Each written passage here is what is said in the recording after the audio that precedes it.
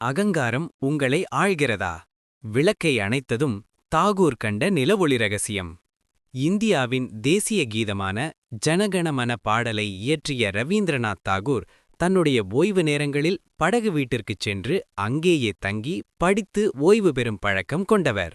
ஒருநாள் படகு வீட்டில் இரவு நேரத்தில் இருந்தபோது குரோஸ் என்ற அறிஞர் எழுதிய அழகியலின் தத்துவம் என்ற நூலை படித்துக் கொண்டிருந்தார்.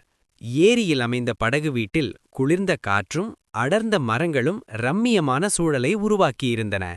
அவர் படித்துக் கொண்டிருந்ததோ அழகியலின் தத்துவம் நூல். இந்த நிலையில் அழகு உள்ளே இருக்கிறதா வெளியே காணப்படுகிறதா என்ற பல்வேறு சிந்தனைகளுடன் தாகூர் படித்துக் கொண்டிருந்தார்.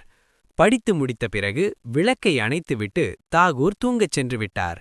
விளக்கை அணைத்ததும் நிலவின் மெல்லிய ஒளி ஜன்னல்களின் துவாரங்களின் வழியாகவும் கதவின் இடைவெளி வழியாகவும் உள்ளே பாய்ந்தது. இதை பார்த்த தாகூர் அந்த ஒளியின் அழகில் ஒரு சில நிமிடங்கள் தன்னையே மறந்து படகு வீட்டின் வெளியே மெதுவாக வந்து பார்த்தார். அழகிய மரங்களின் அசைவும் அழகிய வெண்ணிலாவின் ஒளியும் அந்த இரவை அழகாக்கியது. தன்னை மறந்த தாகூர் புதிய உலகில் பிரவேசித்து மனம் தெளிவு பெற்றார். கிரேஸின் புத்தகத்தில் அழகை பற்றி படித்துக் கொண்டிருக்கின்றேனே, ஆனால் இங்கே நேரடியாக அழகின் பரிமாணம் கொட்டு கிடக்கிறதே என பிரமித்து வேகமாக தன் அறைக்குச் சென்று காகிதங்களை எடுத்து அந்த நிலவொளியில் அற்புதமான ஒரு வரியை எழுதினார்.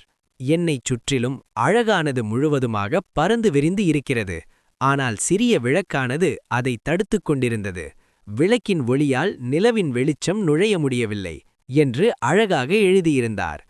ரவீந்திரநாத் தாகூரின் கலாச்சார புகலிடம் சாந்திநிகேதன்.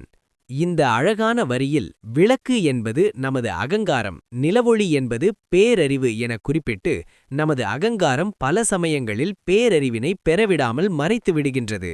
நம்மை விட்டு அகங்காரம் செல்லும்பொழுதுதான் அறிவு புலப்படுகிறது என்ற வாழ்க்கையின் தத்துவத்தை அழகாக எழுதியிருந்தார்.